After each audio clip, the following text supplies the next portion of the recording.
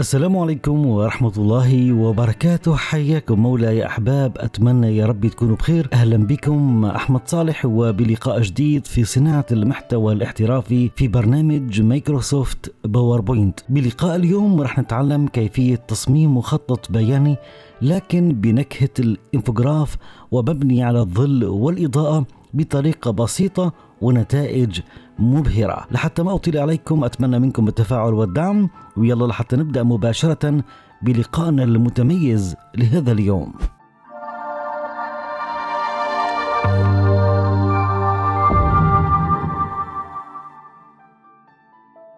أهلا بكم أحبابي مرة تانية. مثل ما أننا شايفين نحن الآن في برنامج مايكروسوفت باوربوينت. رح ننقر باليمين بداية ونتوجه إلى تنسيق الخلفية لحتى ناخذ طابع لوني للخلفية. بتركها تعبئة خالصة وبنتوجه لاختيار اللون وبنختار ألوان إضافية وبنجي إلى مخصص. خليني على سبيل المثال أختار من هذه العائلة، بعطي شوية كثافة لونية وليكن عندي هذا هو اللون الجديد. أضغط على موافق لتعبئة الخلفية بهذا اللون. رح نتوجه إلى إدراج، ومن أشكال رح نختار المستطيل ذو الزوايا المستديرة. أضغط مفتاح الشيفت وبنقر مع السحب لحتى أرسم شكل بمساحة معينة. رح نتوجه إلى الاستدارة الموجودة بقائمة تنسيق الشكل وبنختار خيارات الاستدارة، ومن الاستدارة بختار 45 درجة. من قائمة تنسيق الشكل ومن إطار الشكل بنختار بدون إطار، وبنرجع مرة تانية في حال كان تنسيق الشكل مش موجود عندنا ننقر باليمين كالمعتاد وبتوجه إلى تنسيق الشكل ليشتغل معنا بشكل نظامي. نجي لموضوع التعبئة يا أصدقائي وبناخد نفس لون الخلفية تماما. برجع وأنا محدد الشكل نتوجه إلى خيارات الظل وبنختار أحد أنماط الظل ويكون عندي إلى الجهة اليمينية للأسفل. نشتغل شوي في بعض الإعدادات بما يخص موضوع الشفافية، الحجم، الضبابية، المسافة. أنت بتخصص حسب حجم الشكل يلي أنت مختاره. بختار من الشكل كنترول+D أي تكرار، وبرجع كمان نفس المبدأ بختار نمط ظل لكن يكون عندي بالزاوية المقابلة تماما، وبنختار لون الظل يكون عندي اللون الأبيض. بجعل له بعض الضبابية أي التناثر تمام، وبزيد بالمسافة حبة، وأيضا الحجم ممكن نشتغل فيها شوي، وأيضا الشفافية رح نقللها عشان يبان معنا اللون الأبيض نوعا ما. رح نقلل فقط الضبابية بعض الشيء، وعندي الحجم رجعه ليكون معنا منطقي، وعندي هذه المسافة بنتحكم فيها كبعض الظل عن الشكل تماما. بس يلي انتهيت من اعداد الظل مثل ما انا شايفين بطبق الشكلين فوق بعضهم البعض لنحصل على الشكل الاول يلي رح تنبنى عليه رسمتنا. رح احط الشكلين بجانب بعضهم البعض حاليا. نتوجه الى قائمة الادراج ومن اشكال بنختار شكل البيضاوي.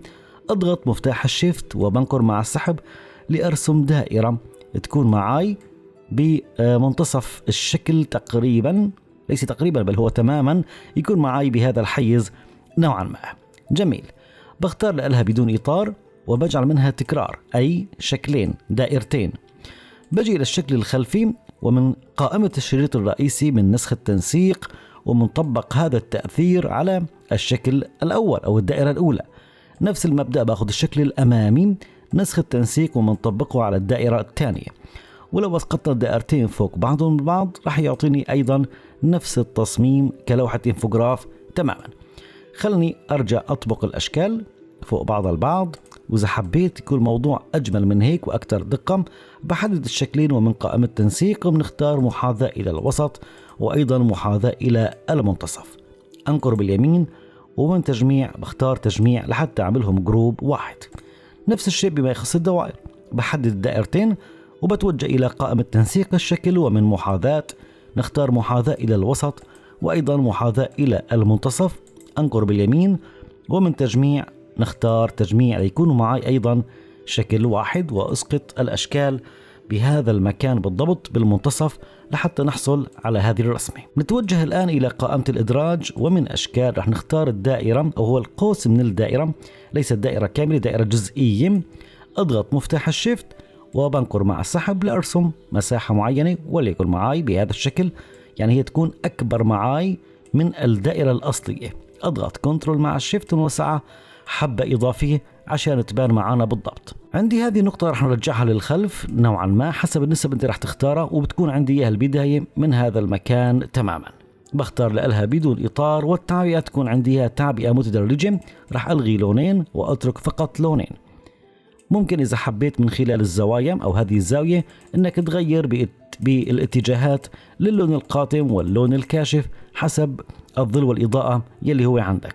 بما أن الظل على المنطقة اليمينية والإضاءة على المنطقة اليسارية، رح نخلي اللون الغامق على اليمين واللون الكاشف على اليسار. بجي إلى علامة التدرج الأولى وبجي بختار اختيار اللون وبختار اللون الغامق. أيضا بجي على اللون الثاني ومن اختيار اللون باخذ اللون الكاشف، ومقوم بعمل أو ضبط الاستدارة بحيث يكون عندي اللون الكاشف بهذه المنطقة بالضبط يا أحباب. لو قربناها شوي رح تبان معنا تماما. منغير لحتى يكون عندي التدرج باللون الأبيض أو القريب أو يلي فيه لون باهت يكون معي بهذه المنطقة بالضبط. الآن بختار من الشكل كنترول زائد دي أي تكرار، بضغط كنترول مع شيفت ومن أوسعه حبة فقط لا غير. بجي إلى علامة تدرج اللون الأول وبختار اختيار اللون وبختار اللون اللي أنا كنت مجهزه، وبجي للون الكاشف نفس المبدأ، من اختيار اللون بختار اللون الكاشف وأسقط الأشكال فوق بعضها البعض مثل ما أنا شايفين، ومنرجع هذا الخط حسب النسبة يلي أنت رح تشتغل عليها 25% 50% إلى ما هنالك. أنا كنت مجهز اللون الأول يكون عندي مقدار 70%، فرح نحاول يكون عندي نوعا ما بمقدار 70%. منحدد الدائرة الجزئية الأولى مع مفتاح الشيفت والدائرة الجزئية الثانية، ومنتوجه إلى التأثيرات وبنختار أحد أنماط الظل وليكن عندي على هذا الشكل، ومنغير بالشفافية وأيضا الضبابية بعض الشيء تمام، وبحيث يكون عندي نمط جميل من التأثير. بحدد الدائرة اللي هي الداخلية، ننقر عليها باليمين وبنختار إحضار إلى المقدمة لتكون معاي بهذه الجمالية يا أحباب. بنحدد كل هذه الأشكال وبختار كنترول زائد جي وبسحبها إلى موضع معين. أضغط كنترول زائد دي من الكيبورد لحتى ناخد الشكل الثاني منها، وأيضا كنترول زائد دي خلني أسحب الشكل الثالث يكون عندي بهذا المكان، وكنترول زائد دي وبنسحب الشكل الأخير وليكن عندي بهذا المكان. ممكن أحدد الشكلين العلويات ومن قائمة تنسيق الشكل ومن محاذاة بنختار محاذاة إلى الأعلى، والشكلين اللي بالأسفل بنختار محاذاة إلى الأسفل تمام. وممكن نحدد كل هذه الأشكال ونختار توزيع أفقي مثل ما أنا شايفين بالضبط لحتى نحصل على أشكال متراتبة بشكل جميل. نجي إلى الشكل الثاني، أنقر باليمين ومن تجميع بنقوم بعملية فك التجميع لحتى نبدأ بتغيير الألوان. هذه الدائرة مثل ما أنا شايفين الدائرة الجزئية الداخلية الأولى، بقوم بتغيير الألوان. بختار اللون الأول اختيار الألوان، وبجي إلى اللون الثاني اختيار اللون وبختار اللون الكاشف. بجي إلى الدائرة الجزئية الخارجية وبختار اللون القاتم منها أو اللون الغامق يكون عندي هذا اللون، واللون الكاشف يكون عندي أيضا من أداة اختيار اللون هذا اللون. ممكن نعدل مثل ما تكلمت عن الزاوية حسب النسبة اللي انت راح تشتغل عليها. لحتى نشوف اللي احنا مجهزينه اليوم راح يكون معي مثلا 25%، فرح نحاول نعدلها إلى 25%، وهو شيء قلت تقريبي فقط لا غير. نجي للرسمة التالية، نقوم أيضا بعملية فك التجميع عنها، وبجي إلى اللون الأول أو إلى الدائرة الجزئية الأولى، ومن اختيار اللون بنختار عندي هذا اللون، وبجي بختار الشكل الثاني أو الأداة التدرج الثاني وبنختار اللون الثاني. أما الدائرة الجزئية الرئيسية بجي بختار اختيار اللون، بختار اللون وعندي أيضا اللون الباهت، وعندي أيضا اللون الباهت من اختيار اللون نختار اللون الباهت. كلام جميل جدا. منعدل النسبة حسب اللي نحن مختارينه. افترض رح نشتغل على 50 أو 90 أو أنا يمكن أخطأت، خلني أختار 70% هون تمام. هذا مقدار 70%، واللون البنفسجي هذا خلي يكون عندي إياه بمقدار 50%. بنعدلها إلى مقدار فرضا 50%. الدائرة الأخيرة نفس المبدأ أقوم بعملية فك التجميع. بنحدد الدائرة الجزئية الأولى وبجي بختار اختيار اللون وبختار اللون الأول، وبنرجع إلى أداة التدرج الثانية، من اختيار اللون نختار اللون الثاني. نفس المبدأ بقوم بتحديد الدائرة الجزئية الأمامية، من اختيار اللون اختار اللون القاتم، واللون الأخير من اختيار اللون أقوم بتحديد اللون. مربع اللون ما بقيت محتاجه أقوم بعملية حذف المربع، وبنبدأ برصف البيانات اللي احنا محتاجينها. أول شيء رح نتكلم على موضوع النسب. خلني أحدد النسب اللي أنا كنت مجهزها. باخذ كنترول زائد سي وكنترول زائد في. افترض عندي هذا اللون اللي هو 25%، بنسحبه إلى الداخل، و90% بنسحبه على هذا المكان. بس خلني أنا أعدل الزاوية أو المخطط البياني إلى 90%. عندي هون 50% وعندي هون 70%. ممتاز. وبناخذ الآن أي سلوغان أي وصف تحب أنت تكون مجهزهم. هذه عبارة عن فقرات ونصوص افتراضية للتوضيح فقط لا غير. بنحدد هذا الوصف نسحبه إلى هذا المكان، وعندي هذا الوصف نسحبه على هذا المكان، والوصف إلى هذا المكان المقابله بالضبط، وعندي الوصف الأخير ممكن يكون معنا بهذا المكان وبنفس المحاذاة بالضبط يا أحباب.